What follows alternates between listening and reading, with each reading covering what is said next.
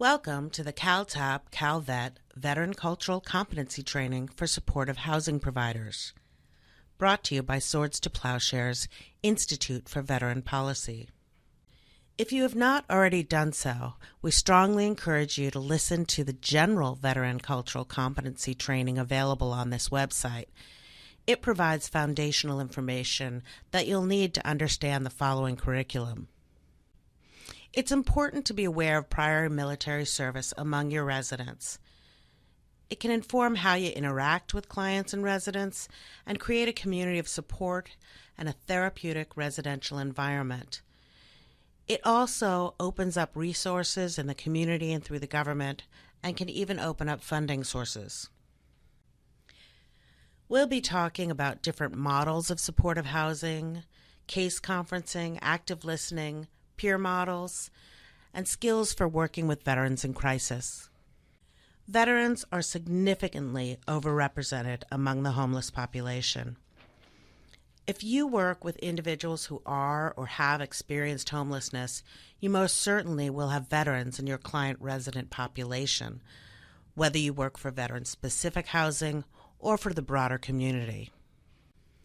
The Housing First model removes barriers to housing. The approach prioritizing housing the most vulnerable, those who have experienced chronic homelessness, serious mental illness, and/or co-occurring substance abuse. Providers select tenants in conjunction with local coordinated entry processes, which identify those most in need. Once housed, supportive staff may address life improvements. Assertive community treatment is intensive residential treatment. Services are provided on-site by an ACT team. Interventions are provided on location in order to avoid hospitalization, incarceration, and continued homelessness. It is a staff-intensive housing model for those with serious mental illness. Critical time intervention addresses veterans' needs during times of transition. It is not permanent, but intended to provide a higher level of supported services while the resident client transitions to the community or to permanent supportive housing and increases the success of long-term housing retention. Harm reduction is a low-barrier approach. Clients and residents are not required to stop substance use in order to qualify for housing or services.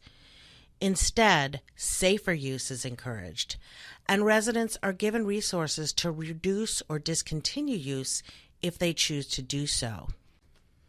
Peer support is a very effective tool for housing veterans. Veterans really feel at home with other veterans. They can establish trust much more quickly. Peers who are actively engaged in their own recovery can act as trusted navigators and supporters to improve housing retention and behavioral health outcomes.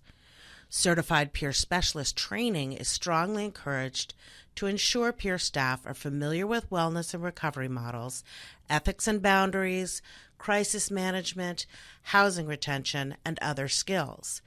It's also important for the health of the peer support providers themselves to be well trained. Having experienced military sexual assault is a risk factor in homelessness. It's important to note that while the percentage of women in the military who have experienced MST is higher, the hard number of men who have experienced sexual trauma is higher. This only makes sense when you think of the ratio of men to women in the military population. Remember, military sexual trauma is not a diagnosis, but a type of trauma which may lead to post-traumatic stress disorder, depression, or other service connection problems. Take care with your interactions. Remember to distinguish the veteran from the trauma. The trauma is something they experienced. It does not define them. Engage in trauma-informed care. Model power sharing. Try and rebuild that power that's lost through trauma. Military sexual trauma counseling is available for your clients in the community and through the VA. Any veteran who is sexually traumatized while serving in the military is eligible to receive counseling regardless of gender or era of service. Also, regardless of discharge status, because vet centers are there for veterans who have experienced combat trauma or military sexual trauma. Get to know your local VA Medical Center military sexual trauma coordinator or women veterans program manager so you'll be ready to make warm referrals. PTSD is common also among veterans who have experienced homelessness. Recognize the symptoms: avoidance and numbing, hyperarousal, re-experiencing, and negative changes in beliefs and feelings. Be ready to respond to those feelings. Consider PTSD symptoms when working with those clients. You may have to work harder to establish trust. Trauma is the ultimate loss of power and control. Again, establishing predictability, sharing decision-making, and power helps to address feelings of vulnerability and rebuild a sense of control. Interpersonal violence and incarceration, justice involvement, also common to veterans who experience homelessness. Often these issues are caused by or connected to PTSD and substance abuse. Vet centers are an important resource for veterans who have experienced trauma and for their families. They can be more approachable than medical centers. They're based in the community in accessible storefront facilities. Services are confidential. And very importantly, services are not dependent on discharge status or service connection, but instead having experienced trauma. Remember, veterans who are otherwise ineligible for VA services can get counseling at the vet center, but not associated medical care. You'll have to work with the community for resources for medical care, prescriptions, and other services. Consider trauma in on-site design and safety. Remember, you have to establish trust and safety. Consider security of the physical plant, lighting, 24-hour staffing, and security cameras. But safety is more than that. It's also about individual and cultural aspects, the comfort of residents. Think about gender, welcoming support animals, even the decor. Permanent supportive housing requires comprehensive case management. All staff should be able to provide culturally competent care, understand the tenets of trauma-informed care, harm reduction, and housing first. Also, make sure that your staff is familiar and culturally competent with the subgroups of veterans in your population: women, senior, non-gender conforming, and veterans of color. In the housing context, case conferencing includes all staff: behavioral health professionals, property management, monitors, everyone. While privacy and HIPAA requirements must be upheld, the supportive housing mission-driven approach requires a higher level of accommodation and understanding than market housing. Think about issues like late rental payments, reasonable accommodation requests, maintenance issues, as well as mental health issues. Our goal is for our tenants to retain their housing. This can be difficult, especially with people who have experienced homeless over a long period of time, veterans who have experienced PTSD or MST and are isolated and show the symptoms of depression. You have to be proactive and creative. You can do fun activities like movie nights and group activities, celebrating milestones and birthdays. Also, create a community where they have responsibility over their community. Have monthly community meetings. Establish a tenant council. Invite community members to present on activities of interest. You can really be as creative as possible. Of course, you do have to comply with ADA standards for reasonable accommodations. Remember that a tenant can ask for a reasonable accommodation at any point from application to move out, even if eviction proceedings have started and that accommodation would have allowed them to stay in housing. What is reasonable? not any fundamental alteration in the nature of the program or an undue financial or administrative burden. In other words, it depends. Let's talk about military families. It's important to remember the whole family serves.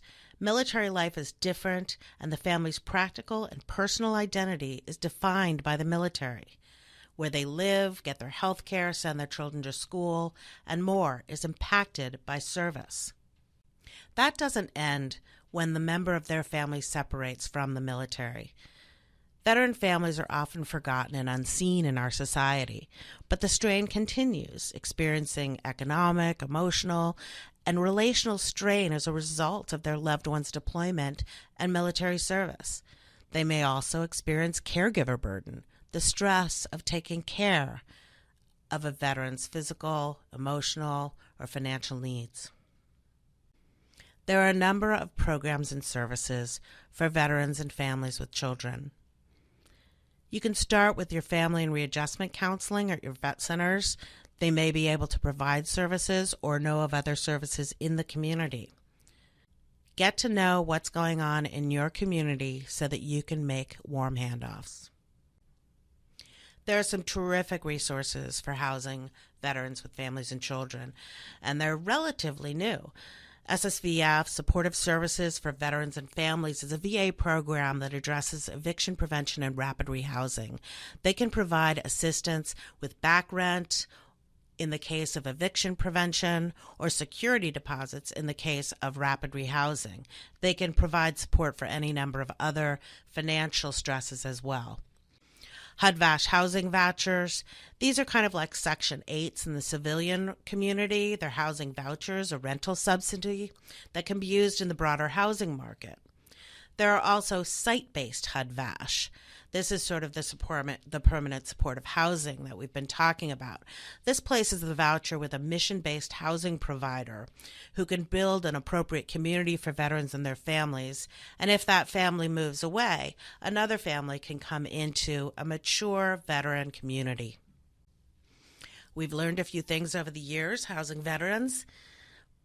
If you're starting a program and you're leasing up, diversify the veterans that are being housed. Have a mix of low to high functioning and young to old. Otherwise, it can be overwhelming for your staff. Make sure you have dedicated service staff space. This can be difficult if you're moving into an existing building that may not have anything but a small lobby, but you might have to maybe sacrifice a couple of units to have that kind of space for staff and services. Make sure that you organize activities and make that community a fun and interesting place for people to live. And make sure that you have a diverse staff and veterans on staff. More lessons. Get to know clinicians. HUD-VASH requires that veterans engage in social work with VA social workers. Get to know those social workers. Have a collegial relationship with them. Understand that veterans who've experienced homelessness may have major trust issues with staff and people who have not served in the military. Having a mix of veteran and non-veteran staff, being trained in cultural competency, being upfront about whether or not you are a veteran and your willingness to understand, your acknowledgement that you might not understand can go a long way. So overall, it's a matter of patience and listening, and patience and listening, and patience and listening. And speaking of listening, you should practice your core active listening skills. We're just quickly going to go through them. There are 4 steps. Mirroring. This is repeating back just the last few words of what the veteran resident says. It's not intended to parrot back. It's just demonstrating that you are listening and that you're hearing. Paraphrasing once again, restating a little bit of what they're saying, the gist of what they're saying, and this gives an opportunity for the client resident to confirm or clarify what they're saying.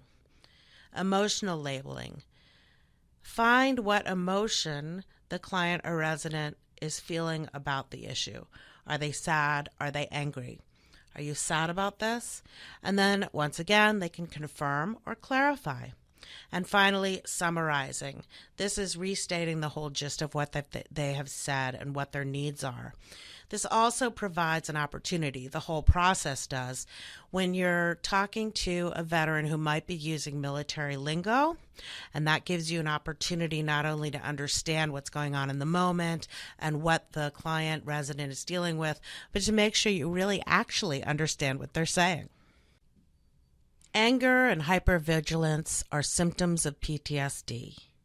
You may well find yourself in instances where you will have to de-escalate a situation. Accredited crisis intervention training is available. This training provides practical verbal and nonverbal communication skills, decision-making under pressure, and disengagement skills. Consider training and policy protocols for your entire agency or organization and for yourself, so people know what's expected of them and they have the skills to deal with it. Grounding is another technique that you might find yourself using, especially when dealing with a veteran with PTSD. It's a technique to pull the veteran out of their internal world and bring them back to the here and now.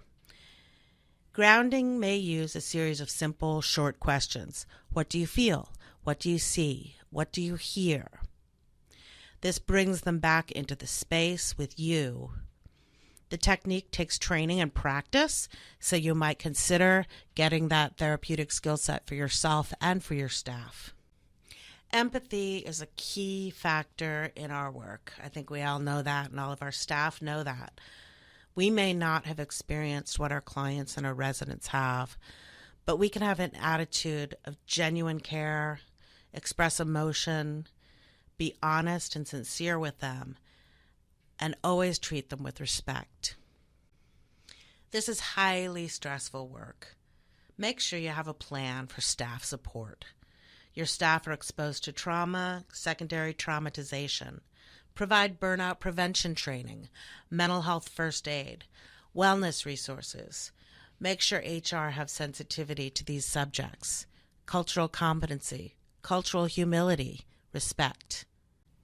Take care of your clients and take care of your staff. Thank you for your attendance.